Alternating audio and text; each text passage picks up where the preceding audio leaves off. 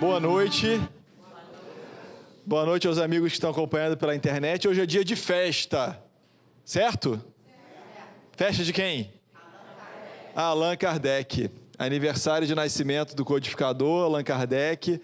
As palestras da semana são em homenagem e lembrança a ele. E hoje nós estamos aqui também com um coral playback, tocando ao fundo e a gente cantando em homenagem a essa festa, a Festa da Doutrina Espírita. Então vamos iniciar o nosso curso do livro Paulo Estevão, 29ª aula. Opa, deixei aqui congelado. Vamos começar pelo nosso Evangelho. É do Evangelho segundo o Espiritismo, capítulo 10, Bem-aventurados os misericordiosos, itens 5 e 6. Reconciliai-vos com o vosso adversário.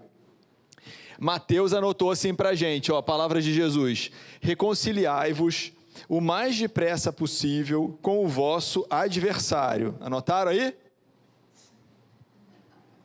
Tarefa para amanhã. Mais rápido possível, ou seja, pode ser hoje. Enquanto estáis com ele a caminho, para que ele não vos entregue ao juiz, e o juiz não vos entregue ao ministro da justiça, e não sejais metido em prisão. Digo-vos em verdade que daí não saireis da prisão, enquanto não houverdes pago o último ceitil. Mateus capítulo 5, versículos 25 e 26. Kardec, a gente trouxe um trechinho aqui da explicação, do comentário, né? Quando Jesus recomenda que nos reconciliemos o mais rápido possível, qual é o tempo mesmo? O mais rápido possível, não é na próxima encarnação. Com o nosso adversário, não é somente objetivando apaziguar as discórdias no curso da nossa atual existência, é principalmente para que elas não se perpetuem nas existências futuras. Não saireis de lá, da prisão. Qual é a nossa prisão, hein?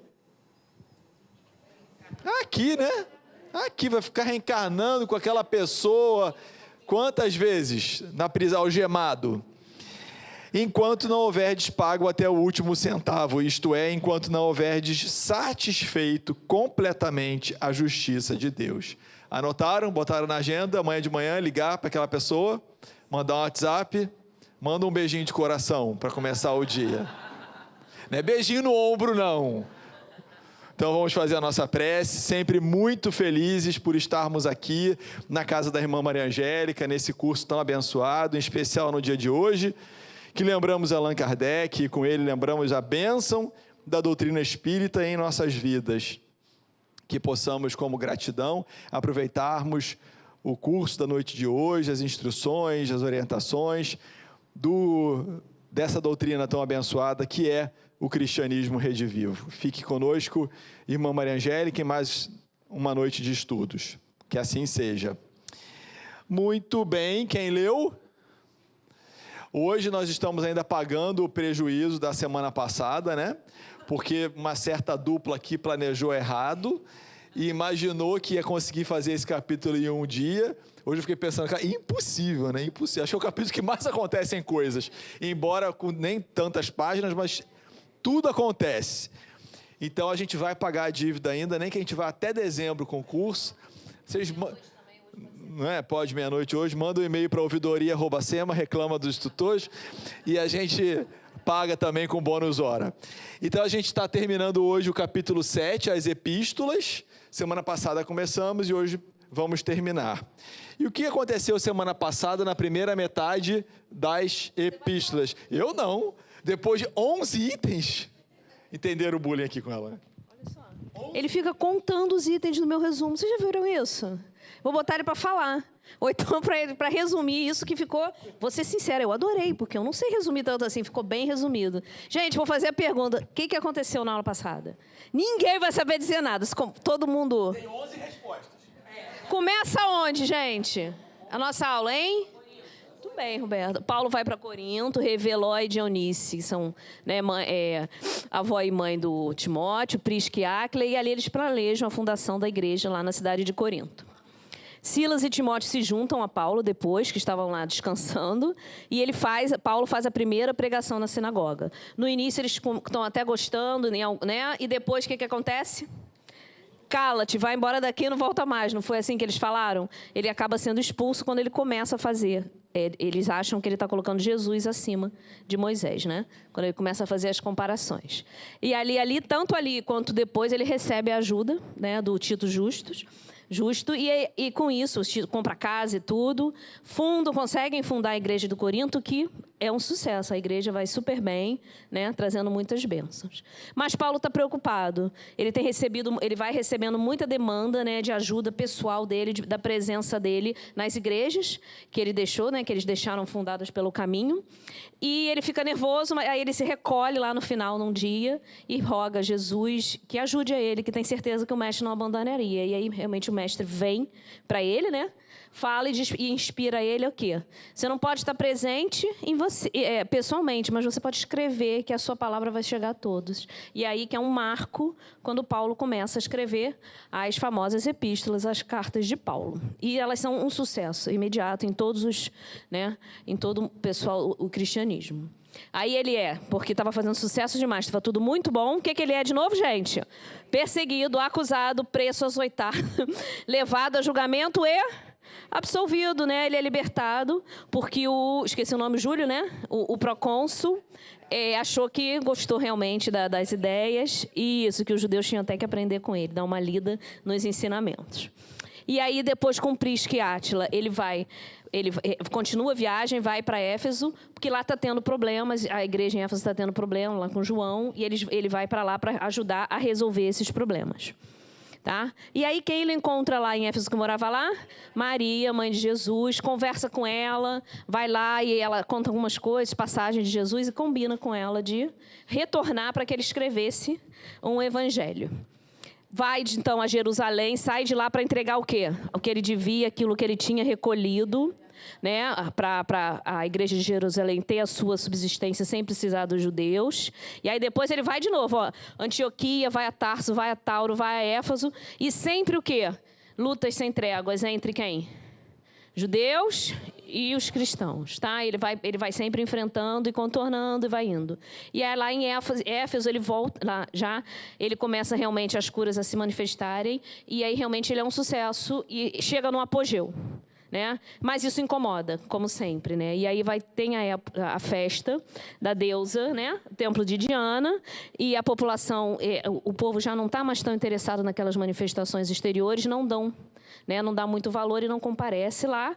E como existem interesses, né, financeiros por trás disso, o pessoal se revolta e aí procuram ele é perseguido. E aí a gente vai ver o que vai acontecer hoje, porque a gente terminou a nossa aula aqui. Tá bom? E o que a gente traz de ensinamento? Gente, vai dizer que não ficou bonitinho esse resumo. Tá vendo? Mesmo com o bullying sofrido do meu parceiro, ficou legal. Então, a gente vai... Gente, como é que está o evangelho? O Rogério que fala isso. Outro dia, uma pessoa falou para mim, como é que está o evangelizômetro? A gente já está criando um bordão já. Me perguntaram fora daqui. Mais um imã. Ih, boa que a gente tem... Não inventa não, Rogério, que eu ainda não fiz aquele. Né? O simples de coração tem maior facilidade de compreensão dos ensinamentos. Paulo falou isso para nós, porque ele estava bem chateado com o que tinha acontecido, né, em Atenas, e ali ele se sentiu muito mais à vontade entre os simples e que a palavra de Jesus tinha muito mais receptividade, né?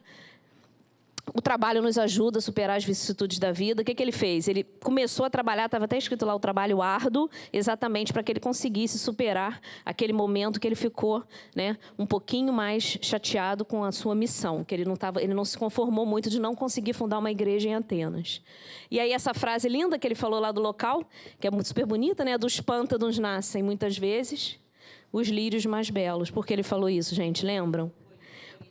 Porque lá tinha muita devassidão, as pessoas não entendiam por que teve tanto sucesso. Mas quando tem mais sofrimento, né, tem mais procura por ajuda.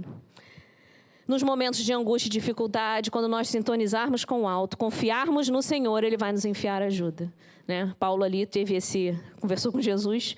Acho que a gente não consegue ainda conversar com Jesus, mas a gente, né, sintonizar com o alto, bem, não sei, a gente pode conseguir, né, gente? E o valor da tarefa, isso aí foi, na realidade, foi Jesus mesmo que falou, o valor da tarefa do missionário está no conteúdo espiritual do seu verbo, da sua exemplificação e da sua vida. Ou seja, não adianta a gente, né, falar, a gente tem que viver, a gente tem que fazer. Jesus falou para ele quando ele estava aflito, porque ele não poderia ir. E ele disse que a palavra dele chegaria de qualquer jeito se ele escrevesse. Ok? Então é isso. Vamos ver agora o que aconteceu lá em Éfeso, quando o pessoal se revoltou no templo de Diana. Vamos lá. Então, o 11º item falava justamente que estava aqui... Foi mesmo, Cris. Tinham muitos itens, mas eram todos enxutinhos.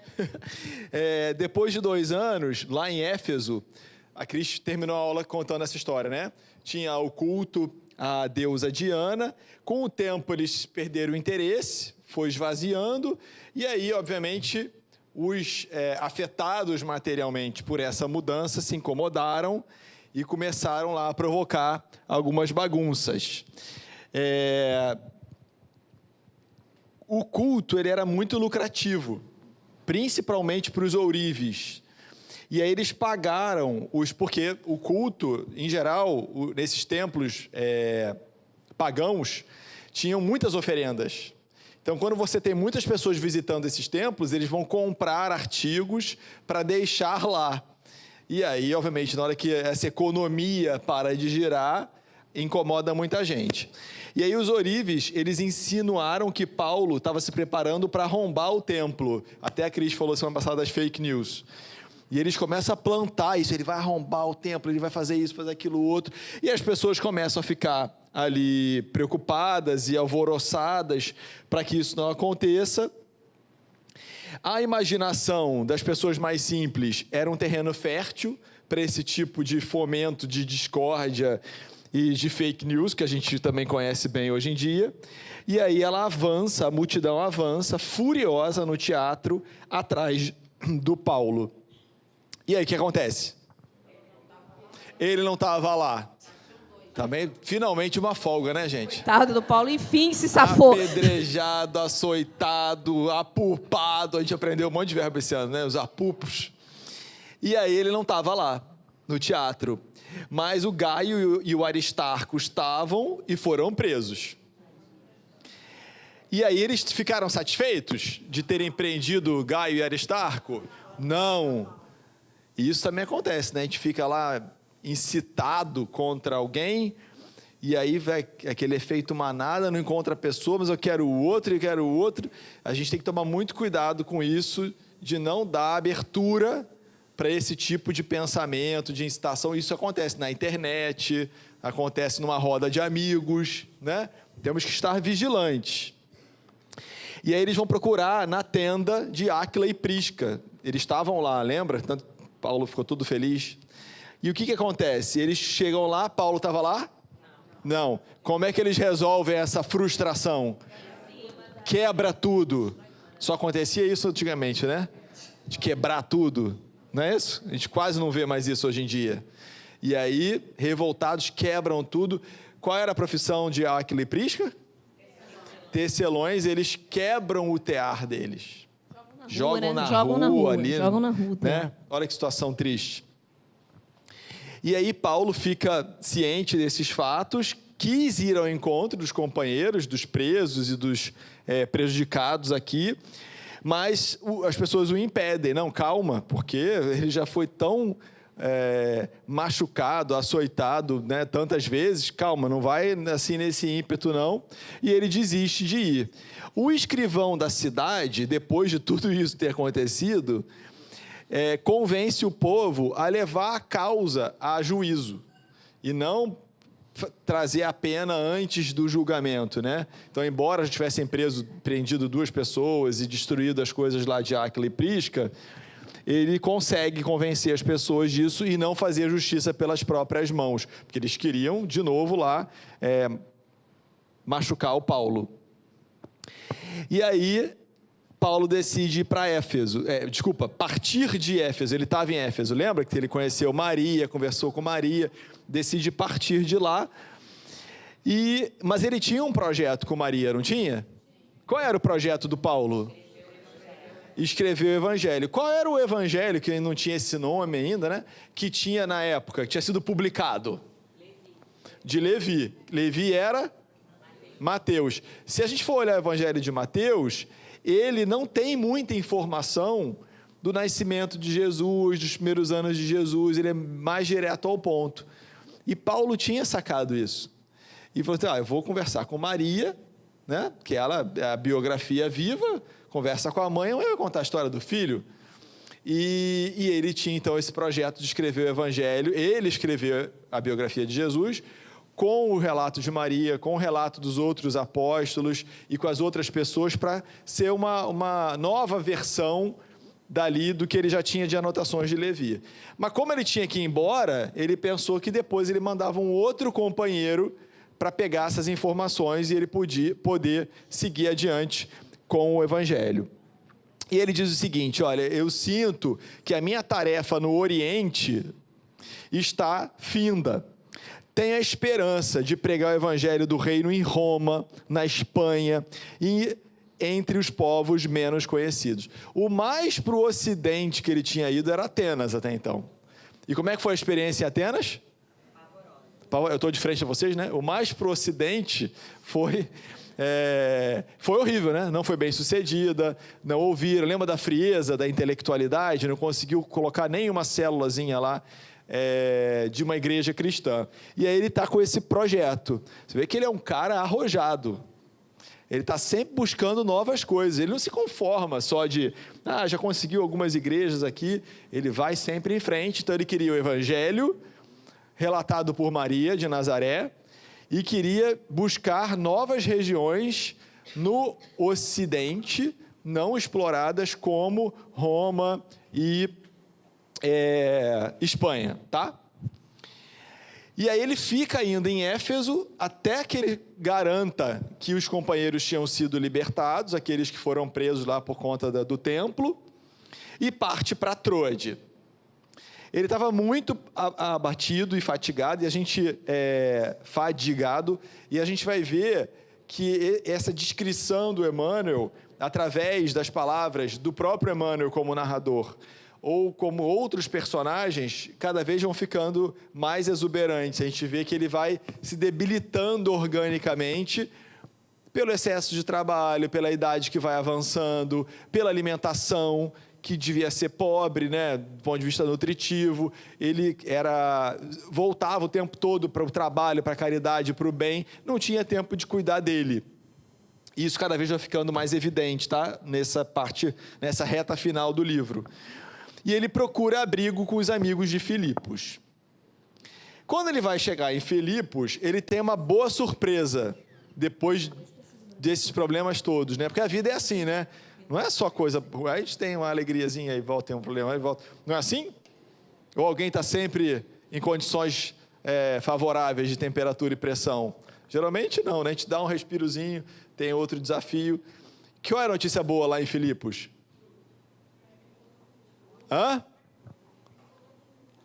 Encontrou com Lucas. Lucas também parece uma aparição, né? Ele aparece nos lugares mais inusitados. De repente, quando ele está precisando. Aí Lucas aparece. Luke Skywalker, né? Aquele holograma assim, para me salvar. Lucas estava lá na cidade, eles se abraçam e ele fica até mais feliz. O Lucas fica chocado com o estado físico do Paulo. Lembram qual era a profissão de Lucas? Médico. Então já tem aquele olhar clínico. Já fez diagnóstico ali olhando ele. Vê que ele estava muito debilitado, muito magro, rosto pálido, olhos encovados, impressão de uma profunda miséria orgânica, pediu para ele uma ressonância magnética. Não. E aí ele percebeu que ele não estava nada bem, mas foi discreto. Qual foi a prescrição que o Lucas fez? Descansar e ofereceu a companhia dele. Não, eu vou ficar com você, eu vou te acompanhar para cuidar de você. E aí esse encontro reanima muito Paulo e o Lucas resolve acompanhar. E aí eles partem para Corinto. Vocês já perderam, já conhece o diagrama de espaguete, quando a pessoa faz assim, né? Já perdeu, já virou Deu um nó, assim, né? Já foi, voltou. Porque a crise, lá, só no resumo da crise, a gente já se cansou. Só que não é assim, pegou um voo para Brasília, voltou para São Paulo, veio para Curitiba, veio para... É tudo a pé. Oi. Tem... Quantos quilômetros, gente? Tem a menor ideia, né? Tem que botar no Garmin. A gente tem que botar lá as distâncias entre as cidades. Você pode fazer isso, Crisinha, vai. Dever de casa, né? Dever de casa. Daqui para lá. Tanto, né? Valendo 1 ponto na média. média. Na prova final. Na média, ponto. né? Quem fizer, traz pra gente. Carlos. Isso, a gente vai dizendo. Cadê o Carlos? Ó, Carlos. A sua esposa, como ela está trabalhando muito para a sua evolução... Ela já pediu a você para fazer isso. Ela está te dando a oportunidade de calcular para a gente quantos quilômetros, valendo 1 ponto na média final, tá? Então vai ter prova, mas quem trouxer isso ganha 1 ponto. Pode ser, a gente traz um depara. A gente converte, isso é fácil. Polegadas, milhas, pés. Vamos lá, gente. As forças físicas dele foram se revigorando. Né? Ele ficou muito mal, começou aí a dar sinais de alguma recuperação. E aí o projeto dele de chegar a Roma e levar a mensagem do Cristo foi tomando corpo. Então ele foi desenvolvendo, elaborando essa ideia de chegar em Roma. Seria a primeira vez que a palavra do Cristo chegaria em Roma? Por quê? Prisca e Áquila já tinham ido, lembra? Tinham ido, voltaram para ali, tiveram tudo destruído, eles inclusive vão sair na frente. Isso eu não botei no resumo, era muito detalhe. Então não era, mas ainda assim, qual era a importância de Roma? É a capital do Império, né? Está vivendo aqui o Império Romano, a dominação da Palestina. Então era chegar na capital do Império, conseguir fazer o cristianismo ser fincado lá de verdade, seria um sucesso para a causa. Vejam um projeto de Paulo, hein? E onde a gente chegou até hoje com essa história. E aí a companhia de Lucas, a mudança das paisagens e o próprio projeto de Roma foi revigorando. E a gente aprende isso no Autocura, né? nos livros espíritas também. Quando a gente está doente, o que a gente precisa? De um projeto. Ela respondeu... O projeto da Ana é se arrumar, mas é um projeto. Se arrumar é meio caminho para a cura, meu filho. Né? Então... Ó, vocês ouviram a Ana Cristina falando? Repete aí, Ana, a Cris quer te ouvir. E é o médico. Boa, sem dúvida. Mas assim, a gente sabe que ter um projeto de vida... E aí, gente, todos ouvindo? A minha esposa, muito sábia, diz que sou eu que agito as turmas. Desde a evangelização, que eu agito. Então, deixa eu me acalmar. Aí você pega uma Desde o parabéns assim. do Kardec, né? Aí junta a fome com a vontade de comer, Cristiane, Rogério. Bom, onde que eu estava? No projeto de vida. Quando a pessoa tem um projeto de vida, então ela adoeceu, tá? Um diagnóstico, etc. E ela elabora ali, não, mas no final do ano que vem eu vou fazer essa viagem, ou eu preciso ir na formatura do meu filho, e ela vai construindo aquele projeto, revigora, porque ela tem um propósito, além da cura em si. A cura é um meio para chegar em algo muito maior. Vejam que ele não tinha lido Joana de Ângeles ainda não, hein? O projeto de ir para Roma ajudou ele a se revigorar. Ele precisava melhorar para atingir esse objetivo. Ele tinha uma causa ainda maior para chegar nesse objetivo. E aí, em Corinto, eles estão em Corinto ainda, né? Animado pelo projeto Roma, ele readquire energias latentes. Você que batizou esse projeto, né? O projeto Roma. Foi? Gostei. Eu acho que tá no livro. Eu não me lembro de eu ter posto então, o nome, não. Se não foi você... Não, gente, então foi se não foi você, tá? fui eu lá na nossa aí já anotação. não sei mais, pode ser. Mas foi bom. Paulo empregou alguns dias na redação do célebre documento que seria levado pela irmã Febe, não é a Federação Espírita Brasileira. Olha, Rogério, devia ter projeto no começo da frase e Roma mais pro meio. Foi isso. Aí a gente sublinhou e juntou. Sublinha e junta e ficou projeto Roma. Ó, a irmã Feb não é a Federação Espírita Brasileira, embora hoje seja o dia de Allan Kardec.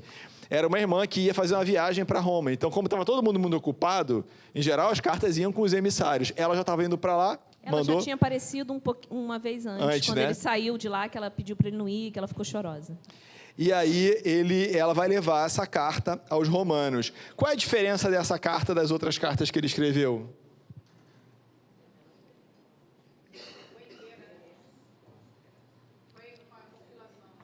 Essa aqui, essa comunidade, ele não fundou. Ele não tinha ido para Roma ainda. Todas as outras ele mandava orientações, né, esclarecimentos, sugestões das comunidades fundadas que estavam passando por dificuldades, problemas, e ele orientava. Não foi essa a instrução que Jesus deu para ele? Para ele usar os dons do Espírito para chegar lá, que não precisava ir fisicamente? Aqui ele foi ao contrário. Ele ia ainda para Roma, tinha intenção de ir, e ele já escreveu antes. Quem? Fala, Carlos. Uma dúvida. A Cris está dizendo aqui, a Ana, que é para ver se apanhava menos, para preparar o terreno lá. Uma dúvida. Na última aula, alguém ficou meio surpreso. Do idioma. Do idioma, que ele ia escrever em grego as parábolas, não, as cartas, né? As cartas. Aí que fico pensando, na época de Jesus, né? Fica pensando não, você ficou a semana pesquisando. Não, fiquei pesquisando. E hoje você trouxe a resposta. Não, pensando. Trouxe perguntas. Você é pago para pensar? Trouxe perguntas. Se falava o quê? Aramaico, nas sinagogas se falava o hebraico, né? E a língua oficial, vamos dizer, na época que era o inglês, o grego, e em Roma só se falava latim, né? Eu fui perguntar para a nossa enciclopédia Barça, o nosso mestre Kremer, né? Boa, conta pra gente. Eu perguntei para ele, né? Vocês estão ouvindo, gente? Olha, ele trouxe uma mensagem de Kremer. Ele é o nosso médium de Kremer, conta aí. E ele falou que só com o Santo Agostinho é que o latim vai se tornar a língua oficial da igreja, né? E nesse mesmo tempo, né, lá em Roma, vai se tornar a religião católica, né, entre aspas, né, a religião do Império Romano, né? E eu fico pensando assim, aí Mas a religião foi só por 320 e pouco, tá? 300 alguma coisa. 346. Isso, exatamente, 340. E aí, quer dizer, com esse intuito deles irem para Roma agora, né? Não era em grego que eles iam fazer isso, né? Era em latim, né? Eu fico falando, essa confusão de todo mundo nessa época era poliglota, como é que funcionava essa coisa? Você já encontrou o caminho do céu, pergunta para o Guilherme Kremer. Não, mas olha só, primeiro obrigado, o que reforça assim, a gente até buscou responder na semana passada que provavelmente a língua escrita mais comum, a língua escrita, deveria ser o grego, e aí eu imagino que naqueles locais devessem ter pessoas que soubessem o idioma, lessem e pudessem reproduzir para as outras. Mas semana que vem, que não vai ter aula, aliás, é bom para lembrar, é bom que veio o gancho aqui, semana que vem já estava no programa que não teria aula, tá? No calendário das terças-feiras, a gente tem uma outra atividade que não são as aulas nesse dia. E, então, não se esqueçam, assistam as aulas antigas pela internet, as aulas que faltaram. Mas na outra semana, Carlos, você traz a resposta do Guilherme Kremer sobre qual a percentual de pessoas que falavam ou liam grego em cada uma dessas localidades, tá? Você vai ter o segundo ponto, hein, da média desse ano aí. O outro é a quilometragem. Tradutor, né? Era o Google Tradutor, botava Siri. Rogério, segundo o tio Google, ele, né, o tio Guilherme, né, todas as epístolas, assim como todos os 4 evangelhos, foram escritos em gregos. O único evangelho que é dúbio é o evangelho de Mateus, que alguns acham que foi escrito em outra língua e tal. Mas, segundo o que está lá, né, tudo é aquilo que você colocou lá. É como se fosse a língua... Como é o inglês hoje, né, era o grego, e tudo foi escrito em grego. Exato. Tem essa vertente mesmo, né, do Evangelho de Levi, como foi o primeiro, as primeiras anotações não eram ainda um evangelho, eram anotações meio esparsas. Tanto que, se a gente for prestar atenção no livro, o tempo todo ele fala as anotações de Levi, os escritos de Levi, ele não fala o Evangelho de Mateus. Porque o Evangelho de Mateus, conforme a gente conhece hoje, ele foi concluído muito mais à frente. Tanto que historiadores acham que ele não foi o primeiro, porque a datação é mais posterior. Mas essa última versão é como se fosse um livro, tipo o Livro dos Espíritos, que foi publicado com 501 perguntas e depois chegou a 1019. E aí, por esse motivo, esses primeiros escritos provavelmente não foram em grego, porque o objetivo era consumo próprio, né? Anotava para você mesmo ter a memória e falar, e relembrar. Não tinha o primeiro objetivo daquilo virar um documento para ser copiado, para ser difundido. Quando passa a criar quando se percebe que aquilo ia virar um documento a ser replicado e utilizado, aí provavelmente vira uma outra língua, que é uma língua mais difundida, tá? Muito bem, mais alguém na fila? Não. Então, ela leva a carta aos Romanos, então se torna essa epístola aos Romanos, que tem essa característica de ter sido uma carta enviada para uma comunidade até então não visitada por ele. Será que ele vai conseguir visitar? Será? Barra está pesada para ele aqui, se eu ver até o final. Paulo, então, começa a sentar as bases definitivas ao planejamento dele, para essa excursão. Só que ninguém podia ir. Ele ia falando lá, Nádia, vamos, não posso. Roberta, vamos, não posso, segunda-feira é um dia ruim para mim, não, estou de férias, o meu salário não caiu esse mês. Então, todo mundo teve desculpa, mas quem topa? Lucas e Silas. E com Lucas e Silas, precisava de mais alguém? Nada, muito melhor estar com Lucas e Silas. E aí, pronto, formou, ia ser esse o trio que iria para Roma. Tudo estava ótimo, planejamento caindo bem, ele se revigorando de saúde, até que chega lá um peregrino, lá de Jerusalém, amando de quem? Tiago. Se aqui fosse uma novela, quando fala assim, amando de Tiago, o que ia acontecer depois? Aquela sonopa, né?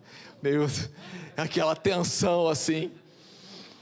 E aí chega uma carta confidencial amando de Tiago. O que tem na carta? Um pedido para ele. Pô, eu tinha acabado de voltar de Jerusalém, vocês lembram? Foi lá, levou o dinheiro para Pedro. Acabado não, né? Porque essas coisas demoram semanas, meses. Mas ele tinha estado lá em Jerusalém, mais ou menos recentemente. E o Tiago, então, manda esse peregrino. E à medida que ele ia lendo, ele ia ficando mais pálido, tadinho. Toda a saúde que o Lucas deu para ele... Foi perdendo na carta. Ele ia lendo a carta, ele ia definhando. Vocês conhecem a história da samambaia que murcha? Quando a pessoa vai lá na casa da outra e tem uma energia. Então, eu imaginei isso aqui. Ele foi minguando. E o que a carta dizia? O que estava acontecendo lá em Jerusalém? As perseguições voltaram a se acentuar, prejudicando muito o trabalho da igreja de Jerusalém. E o que o Paulo tinha a ver com isso, né? O que ele tinha a ver com isso? Ele que começou, né? Se tem uma pessoa que não podia reclamar, era ele. Quem deu partida a esse movimento de perseguições? Foi ele. Então, lá em Jerusalém, a igreja estava sofrendo nova e violentíssima, palavras de Emmanuel, perseguição do Sinédrio. Voltaram as torturas infligidas aos cristãos. Lembra que tinha diminuído um pouco? Por que tinha diminuído um pouco? Justamente por causa do Tiago. O que o Tiago fez para poder diminuir? As práticas exteriores, ninguém podia falar de Jesus sem falar de Moisés, tinha que seguir todo aquele ritual lá, separava os doentes da pregação, que uma coisa é uma coisa, outra coisa. Só tinha um item que foi eliminado. Qual foi? A circuncisão. Esses eles tinham resolvido. As carnes impuras, tinha tudo continuado, lembra? E então, as torturas voltaram. Poxa, se o Tiago, que era quem tinha conseguido segurar essa barra por mais tempo, estava pedindo ajuda, é sinal de que o negócio estava feio. Provavelmente estava muito feio lá para o lado deles. Para piorar, Simão Pedro foi banido da cidade. Então, provavelmente, por ordem e perseguição do Sinédrio, eles tiraram a grande figura que era ali o grande pai de todos, né? Vocês vão lembrar que os doentes, as crianças, chamavam ele de pai, e até a gente falou no começo do ano que provavelmente daí vem a expressão pai, padre, father do sacerdote, porque era uma figura paternal. Embora Pedro fosse casado, lembra que ele tinha sogra? Sogra dá trabalho, né? Teve febre ela. E Jesus curou a sogra dá trabalho. Ela teve febre, Jesus curou a febre dela, lembra? E novas perseguições e martírios estavam acontecendo, e a igreja estava sendo assaltada constantemente pelos fariseus. Como é que Paulo fica, hein? Hã? Como que o Paulo fica? Estava super animado para ir para Roma, com Lucas e Silas. Chega esse pedido de ajuda, como ele fica? Trocou Remarcou a passagem. Luiz falou aqui. Quem falou, Luiz? Remarcou a passagem. É isso? Será que tem multa? O Sinédrio alegava a necessidade de um entendimento com Paulo a fim de conceder tréguas. O que vocês acham? Olha Suspeito. só, o Tiago não estava dando um tiro no escuro. Ah, vem aqui me ajudar, porque estava com um problemão. O Sinédrio, que já estava fazendo tudo isso aqui, provavelmente procurou o Tiago e falou, para a gente poder resolver o problema, eu quero que Paulo venha aqui, para a gente se entender com ele, e aí eu vou conceder trégua, vou parar de perseguir. O que vocês acham dessa proposta? Quem cai nessa? Difícil acreditar, né? Porque se o Tiago, que era o grande parceiro, não estava ali resolvendo, justo o Paulo, que era a maior pedra no sapato da história, lá do Sinédrio, ele ia lá para se entender, mas o Tiago acreditou.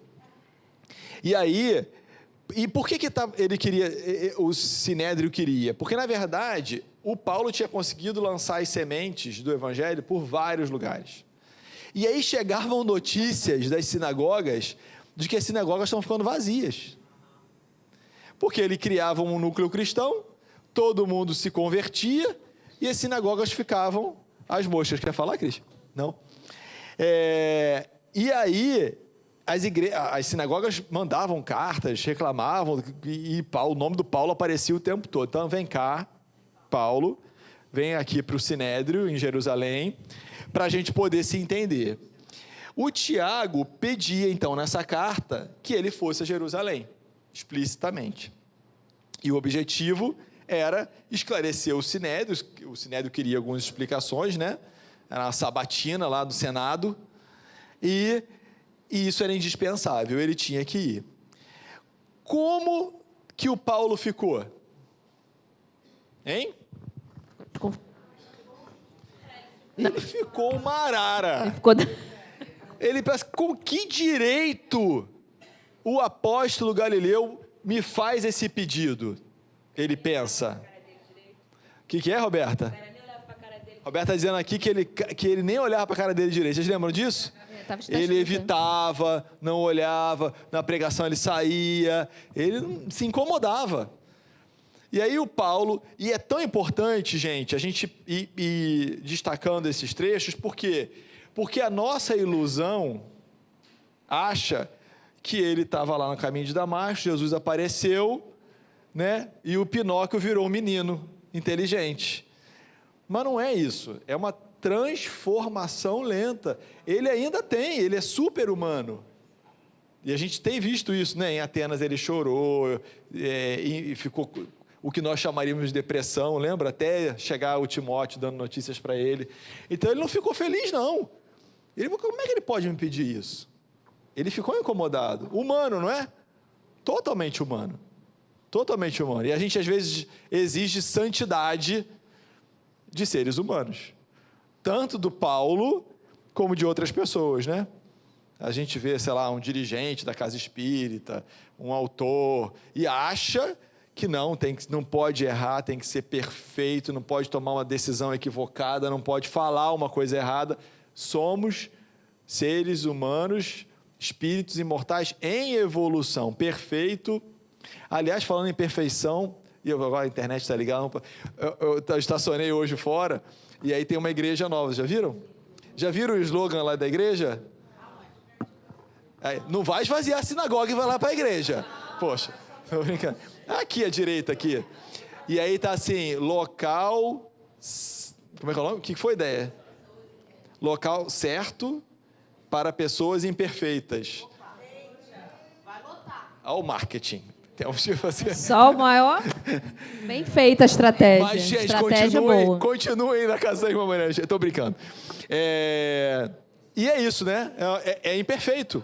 É imperfeito ainda. Está ainda trabalhando. Lembra? Em luta com as questões inferiores. Ele falou isso várias vezes. E aí, ele pensa, ele não podia odiá-lo. Ele não queria. Ele não odiava o Tiago. Mas daí, a se sentir afim com ele, vai à distância.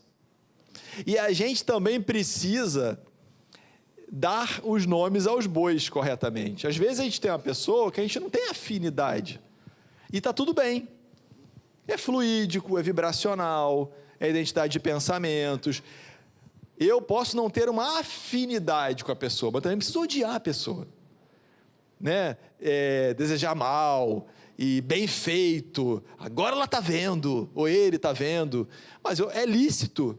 Kardec fala no Evangelho segundo o Espiritismo que a gente não vai ter aquele que a gente ama ou é amigo, a mesma simpatia com aquele, inclusive, que nos fez mal. Mas eu não preciso odiar, eu posso perdoar, embora eu entenda que não é ainda da minha... Hã? Exatamente. Mas nós vamos precisar evoluir para o momento em que nós vamos o quê? Amar a todos. Aí não é nem ser afim, é amar a todos. Esse amor universal. Estamos caminhando, né? Para lá. Aumentando o nosso círculo. Quantos seguidores a gente tem na mídia social? Então a gente vai ter que aumentar os seguidores de verdade, né? Aqueles que a gente realmente vai começando a amar. Essa também é um objetivo nosso. Então ele não odiava, mas também não curtia muito, não. E aí, ele está em conflito. Por quê? Primeiro, ele queria ir para Roma, não queria ir para Jerusalém. Segundo, o pedido é do Tiago, que ele já não é grande fã do Tiago. E aí, o que ele vai fazer? E aí, o que ele faz? Procura um recanto solitário da igreja e medita. Viu, pessoal? Não foi se juntar com um monte de gente e falar, aquele Tiago, que cara de pau. Aí, cada um que encontra repete a mesma história, né? Bom dia, tudo bem? Nada, tá sabendo o que o Tiago fez? Olha a diferença, ele ainda sentia, mas olha como ele agia. Ele procurou um canto da igreja, pode ser aquele cantinho ali, tá? Do salão. Aliás, hoje, vocês precisavam ver a cara de vocês. Todo mundo que entrava por aquela porta achava que o coral estava aqui. Aí as pessoas já estavam fazendo assim, ó. Do lado do coral. Eu vi umas 3, foi uma delícia. Hoje a gente botou música do coral hoje para quem está na internet enquanto a gente esperava. Fala aí. Não, a Roberta, eu falei assim, que isso, Roberta? Aí a Roberta falou, é disco. Eu falei, disco? Caraca, que época você tá? Roberta, que idade é essa, Roberta? Disco? Disco é do meu tempo, não do dela. Olha, a nossa amiga aqui, que não pode perder uma, disse que achou que era ensaio do coral aqui do lado e que teu som estava vindo aqui. Aí, meninas. Olha, pessoal, se Antioquia tinha as vozes diretas, aqui hoje a gente teve vozes diretas. Elas saíram diretamente das caixas de som do LP da Roberta.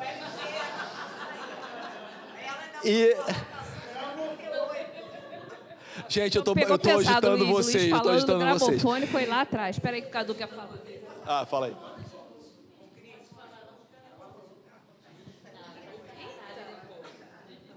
Rapidinho.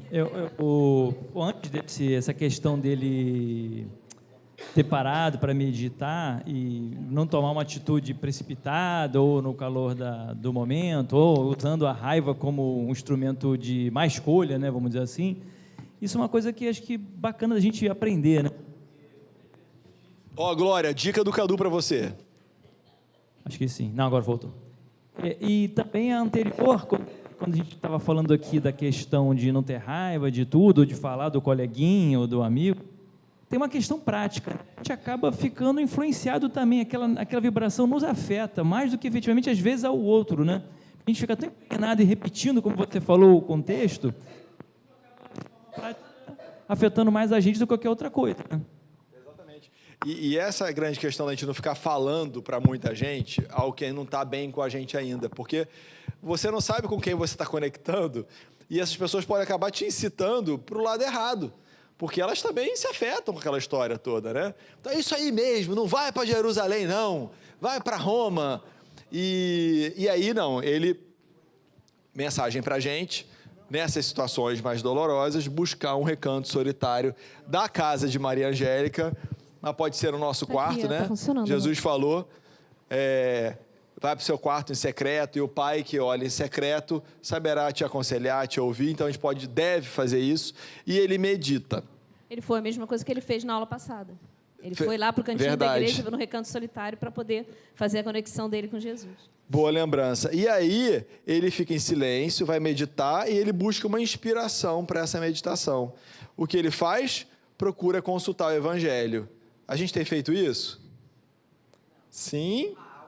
Sim ou não, gente? Tem que fazer. Não? Precisamos fazer, né, gente? Com mais frequência. Quantas vezes neste livro nós vimos isso aqui? Gesiel, Abigail, o próprio Tiago, Paulo várias vezes. Lembra dele lá com aquele Bar Jesus? Que foi, ele até abriu o Velho Testamento e funciona. Funciona. Silencia primeiro, espera um pouquinho, pede inspiração, abre, que funciona. Olha o que veio para ele. Concilia-te depressa com o teu adversário. Acho que deve ter quase caído no chão assim. Ah, e que página que estava? Isso mesmo, né? Deve ter pensado, gente, será que é isso mesmo que abriu? É para ter dúvida? Nenhuma, né? Nenhuma. E como é tão importante, a gente trouxe do Evangelho de abertura. Porque, às vezes, quando a gente lê essa frase, esse ensinamento de Jesus, que está lá para a gente explicado no capítulo 10 também do Evangelho, talvez alguns de nós aqui pensem, eu não tenho inimigo, eu não tenho um adversário. O Tiago também não era um inimigo dele, mas ele era um amigo? Não. Ele era afim? Os dois tinham sentimentos positivos um com o outro? Não. Então, faz parte desse combo aqui. Se reconcilie o mais depressa possível com esse que você ainda não é afim, ainda não é fraterno, ainda não é irmão. Porque o nosso objetivo é sermos irmãos. Exato. E aí, Paulo tem essa chamada aqui de Jesus. Quando a gente abre o Evangelho, assim, ao acaso, para ter aquela inspiração, só que às vezes a gente tem que também ter olhos de ver, né? Porque às vezes a gente abre e pensa assim, tá vendo? Era fulano que tinha que estar lendo isso. Alguém aqui já pensou isso? Não é não, Rogério? Poxa, isso aqui não é para mim, não. É para o fulano que é o meu adversário nesse momento. Então, a gente, se liga, porque às vezes é para nós mesmos, né? Aquilo que a gente está achando que é o outro que está fazendo, talvez seja o nosso comportamento, a gente não está se ligando.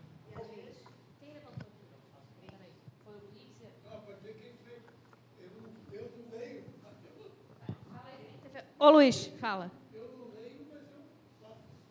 Ah, ele viu, ele já ia dizer, ele pegou o meu gancho, que ele faz isso sim. Acha que é para o outro. É isso, ô Luiz? De vez em quando.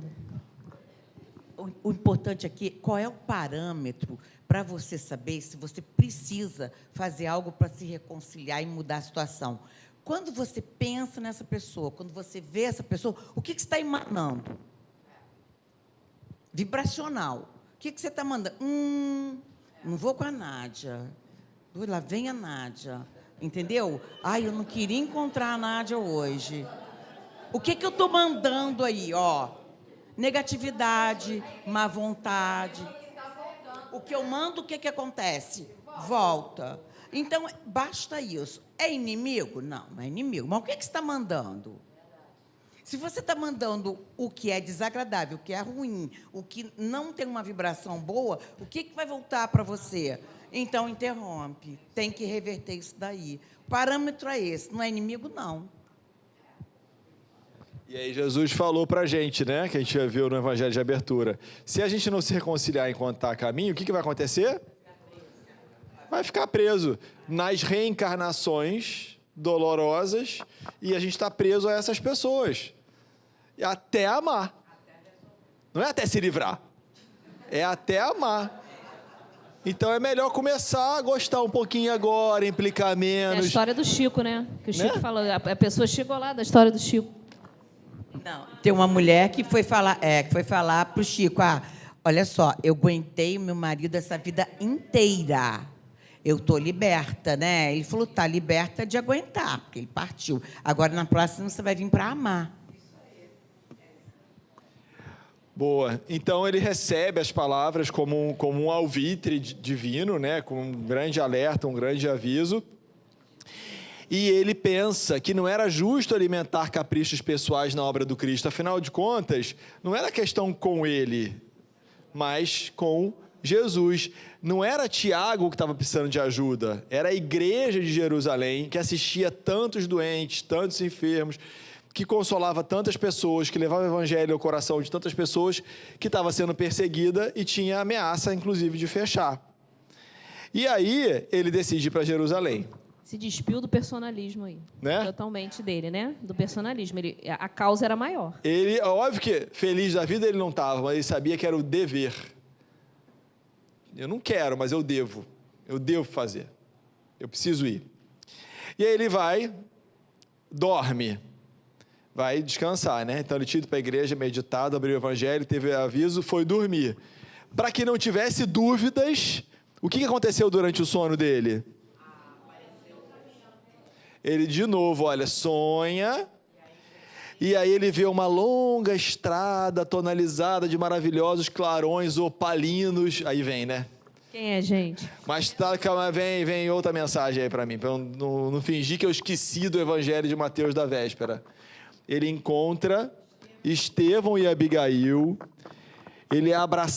eles abraçam o Paulo, e aí Abigail fala o seguinte para ele, olha... Vamos uma voz feminina, dublar Abigail. Logo eu, vamos lá. Tranquiliza-te, porque irás a Roma cumprir um sublime dever. Não, porém, como queres, mas de acordo com os desígnios do Altíssimo. Depois, então, será a nossa união eternal em Jesus Cristo, para a divina tarefa do amor e da verdade, à luz do Evangelho. O próximo clique é o narrador. Aí o narrador diz assim, ó, aquelas palavras caíram-lhe na alma com força de uma profunda revelação. O que a Abigail falou para ele? Primeiro, se acalma. Você quer ir para Roma? Você vai, mas não é do jeito que você quer. Ele ia de excursão, né? Sei lá, aquele o voo tal, sentado numa poltrona com o Silas, outra poltrona. Não, você vai, mas não vai ser assim, não. Você vai conforme os desígnios do Altíssimo. Surpresa. E aí ele diz que depois que ele for para Roma, vai ser a união eternal em Jesus Cristo entre esses dois. O que isso quer dizer? Você vai morrer, Paulo. Vai desencarnar, Paulo. Não é? É uma forma poética, na voz da Cris, de dizer, você vai para Roma, não é de viagem, é arrastado e vai morrer lá, porque depois a gente vai se encontrar. Não é? É o famoso eufemismo. Ele tá logo, viu, Carlos? Ela disse que quer conversar com você depois. E aí, olha só. E aí ele tem a intuição, aí ele fala, né, para as pessoas lá quando acorda, tenho intuição da minha partida breve para Roma, e de que não mais verei as igrejas amadas em corpo mortal. E eles ficam ali 3 meses ainda, fica, não fica, demora mais tempo, se recupera, espera mais um pouco, ele fica lá por mais 3 meses, recebe outras notificações de Jerusalém, continua chegando pedido de que, olha, tá tendo problema lá. E aí, essas notificações, inclusive, chegam para as sinagogas de lá, ordenando a eliminação do apóstolo a qualquer preço. Imagina o que, então, o Sinédrio queria com ele lá em Jerusalém. E ele resolve partir. No caminho, ele decide ir pela Macedônia. Na Macedônia, para variar, prega por toda parte. E ele está o tempo todo ali, agora, se despedindo, igual ele fez em Éfeso. Já tinha recebido o aviso, né, Rogério? Né? Recebeu o aviso, Vai ter ele entendeu o aviso. a união eterna, Paulo. Essa união, ele sabe Amarelo, que recebeu amarelo. provavelmente devia ser a última vez que ele fixava aquelas paragens. E em Filipos também, ele faz uma pregação muito emocionada, as pessoas choram. E Lídia, ela tenta convencê-lo a não ir. Eles dizem assim, é melhor você vivo, livre, do que o que pode acontecer com você. E ele diz, olha que frase bonita, não choreis, estou convicto do que me compete fazer, e não devo esperar flores e dias felizes. A vida humana é de trabalho incessante. Será que a gente anda esperando só flores e dias felizes? E aí, com o dia que não tem flor, o dia que não é feliz, a gente fica se achando o último dos cristãos sobre a terra? Deus nos abandonou? A gente já tem conhecimento suficiente para não pensar mais assim. Estamos num planeta de provas e expiações. Nós somos ainda espíritos imperfeitos. Espíritos imperfeitos, num plano de provas e expiações, vão ter dias felizes e flor todo dia? Não. Vai ter alguns. Quem quer flor todo dia? Eu quero.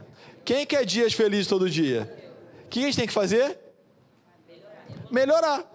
Se a gente melhorar, a gente vai reencarnar num plano melhor, ou aqui já vai estar até melhor, porque todo mundo melhorou, o plano melhorou, e aí vai ter mais flor pela frente. Então só tem uma pessoa que a gente pode responsabilizar pelos dias sem flor e pelos dias infelizes. Quem é? Nós mesmos. Ok? Muito bem. E aí eles navegam para Troade. Na 7ª noite deles lá em Troade, ele faz uma pregação também máximo. E acontece um incidente com o jovem Eutico.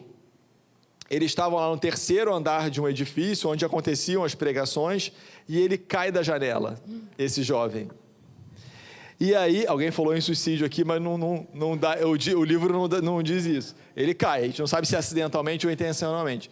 Quando Paulo desce, ele já está semi-morto. E aí Paulo consegue fazê-lo reviver. Né? Então ele faz uma doação fluídica ali, e o rapaz, não sei se é jovem, né?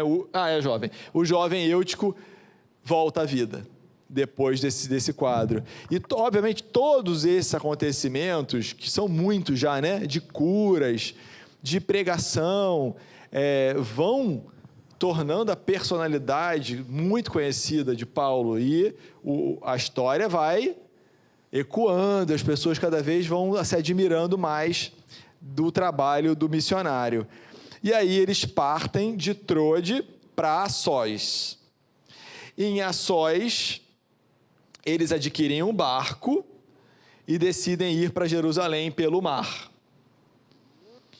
E aí, em todas as praias, eles vão parando, né? Em cidades da costa. Em todas as praias, eles recebem gestos comovedores e adeuses amargurosos. Todas essas passagens com um tom de despedida, né? Um tom de última vez, de último encontro naquela encarnação do Paulo com aquelas pessoas. Quando eles param em Éfeso, quem morava em Éfeso? Maria. Com quem? João. Não é curioso que Maria está sempre com João? Por que será? Lembra de Jesus na cruz? Falando, eis teu filho, eis tua mãe. Então Jesus deixa sua mãezinha com o discípulo Cuidados querido, que era o mais novinho, para um cuidar do outro, né? E assim aconteceu. E aí, lá em Éfeso, a comunidade foi toda a seu encontro, ele não queria perder tempo da viagem, então ele meio que fica ali na praia pregando. Lembrei de Jesus pregando da barca, algumas parábolas, lembra? Lá no Lago de Tiberíades. E aí, a própria Maria, já bem avançada em idade, ela vai lá na companhia de João para levar uma palavra de amor a Paulo. Lindo, né? Ele então preleciona na praia, em despedida, todos se ajoelham no tapete branco da areia. Imagina que cena linda? Paulo falando, Maria lá, bem velhinha já, com o João, dando essa demonstração de gratidão, porque ela vê o esforço desse nobre missionário em levar a palavra do seu filho para tantas comunidades que não tinham conhecido enquanto ele esteve na terra conosco. E ele abraça a todos e, por último, ele abraça a mãe Maria Santíssima, nessa que ele já desconfiava que poderia ser a sua despedida definitiva com Maria. A viagem continua, e aí eles passam a passagem era mais barata, porque vai fazendo muita escala. Rhodes, Pátara, Tito, Prolemaida e finalmente Cesareia. Lembra que Cesareia era um porto? Um dos primeiros lugares da nossa jornada aqui, a nossa viagem lá no começo, começou em Corinto com Gesiel e Abigail, e quando cada um chega de formas diferentes, eles chegam pelo porto de Cesareia, a cidade de Jope, ou Jope, lembra disso? E aí também eles param em Cesareia. E quem é que morava em Cesareia? Filipe, já muito velhinho, diz o Emmanuel. E aí já vendo a passagem do tempo. Os apóstolos eram todos jovens, né? Mas já muito tempo se passou. Então Filipe já era velhinho aqui. E lembram que ele estava morando em Cesareia desde a primeira prisão. Lembra aquela negociação da primeira prisão? Paulo queria que morresse todo mundo. E aí o Gamaliel interveio. E eles negociaram aqui. Não, tá bom. Fulano que é casado, fica. Fulano que é solteiro, vai. João some. E Estevão tem que ser apedrejado. Lembra que teve uma negociação ali? Desde essa época, Filipe estava morando em Cesareia. Não estava já em Jerusalém. E aí ele fala das dificuldades que estavam acontecendo em Jerusalém. Ágado, em transe mediúnico, era um dos companheiros lá, médium, ostensivo. Ele faz previsões de transes, de situações dolorosíssimas que aconteceriam em breve. Perspectivas muito sombrias. Lucas chora com aquelas revelações e aí os amigos rogam a Paulo para não ir. Natural, gente? Muito, né? Todo mundo gostava dele. Ele, toda hora que vai num lugar, diz, acho que é a última vez, acho que é a última vez. Chega o Ágado e diz que vai acontecer apocalipse. Gente, não vai, fica aqui. Não vai lá não, desiste disso. Larga disso. E aí, ele cita o Evangelho, ele cita a passagem em que Jesus anuncia para os discípulos tudo que ele ia passar. Naquela última semana, né? Na que a gente chama de Semana Santa. Jesus também tinha anunciado que ia passar por muitas coisas. E ele não fugiu daquilo que ele tinha que vivenciar. E aí ele fala que os seguidores do Cristo devem estar prontos para tudo. Por mim, diz ele, estou disposto a dar testemunho, ainda que tenha que morrer em Jerusalém. Então ele não está iludido, ele não está achando que vai lá bater um papo com o Sinédrio e vai embora, assinar um termo de ajuste de conduta. Ele sabe que tem a grande chance dele desencarnar. Da mesma forma que o Estevão lá no início do nosso livro. Né? Também Ele foi. Tinha consciência total, né, do aí. que esperava ele. E aproveitou para pregar lá, né, também, pregou né? Lá, E aí chega outro mensageiro de Tiago. Imagina, gente. Já amava o Tiago. O Tiago não para de mandar carta. De nome Manasson, e adverte sobre os perigos e as perseguições. E aí orienta que, chegando em Jerusalém, o Paulo deveria ficar hospedado na sua casa, na casa do Mnasson, e não na casa do caminho. Você vê que o negócio devia estar lá quente, porque se ele talvez chegasse direto na casa do caminho, não era nem tempo de se organizar muito. E aí, sai a caravana de Cesareia para Jerusalém. Que foi? Pararam que ele ficou velhinho. Gente, não dava para fazer tudo com ele já muito velhinho, agora a gente já mudou, né, Rogério? O Paulo. Magrinho, velhinho. A Cris está fazendo Oscar de efeitos especiais e maquiagem do filme O Paulo Estevão, pela Centro Espírita Maria Angélica. É desarmonização, né? E aí, olha o cenário, gente. Sombras pairavam no espírito dos companheiros. Imagina o coração deles caminhando, chegaram pelo mar, né? Em Cesareia, e a partir daí estão caminhando em direção a Jerusalém. Tudo que foi dito, as torturas que já tinham voltado a acontecer, Pedro banido de Jerusalém, o médium que contou e revelou as visões apocalípticas. Então, sombras pairavam no espírito dos companheiros. Paulo, na caminhada, pregava a boa nova nos burgos, nas comunidades mais humildes. Então, ele continuou até o que ele achava que podia ser o fim, a sua tarefa. Após dias de marcha, eles transpuseram as portas da cidade, as portas de Jerusalém. Envelhecido, alquebrado, Paulo contempla os edifícios e recorda os anos da mocidade tumultuosa e morta para sempre. Ele lembra dos dias dele de juventude e dos erros que ele havia cometido. E aí ele eleva o pensamento a Jesus e pede inspiração no cumprimento do seu sagrado ministério. E o que será que vai acontecer com ele? Semana que vem não tem aula. Só daqui a 15 dias, capítulo 8. Daqui Vocês viram? a 15 dias. Já sabem o título. Quem leu já sabe o título, mas... Olha lá, a gente vai mostrar agora. Então vamos ler, botar as leituras em dia, quem estiver atrasado, as aulas estão na internet, para a gente ir para essa reta final aí, das últimas emoções. A próxima novela das 8 está sendo feita. 4 aulas. 4 aulas. 4, né? Semana que vem, daqui a 15 dias, capítulo 8, o martírio em Jerusalém. A gente já sabe que martírio vai ter, né? Não sei se vai morrer, mas martírio vai ter. Então, vamos fazer a nossa prece. Mais uma vez, nesse dia que a gente lembra o nascimento de Allan Kardec. E tudo isso que a gente está vendo aqui, fruto da obra do missionário Chico Xavier, da sua psicografia, o trabalho do Emmanuel, toda a codificação, todos os centros espíritas, em muito especial esse que nos abrigou aqui, essa irmãzinha que nos chama de filhos amados do coração, tudo isso, gente, são presentes do céu que vieram a partir do trabalho do codificador, organizando as mensagens luminosas que os espíritos superiores vieram trazer, e esse presente que é a doutrina espírita em nossas vidas, que possamos agradecer muito ao codificador, a Allan Kardec, e que o nosso agradecimento seja entregue a ele na forma de trabalho íntimo pela nossa reforma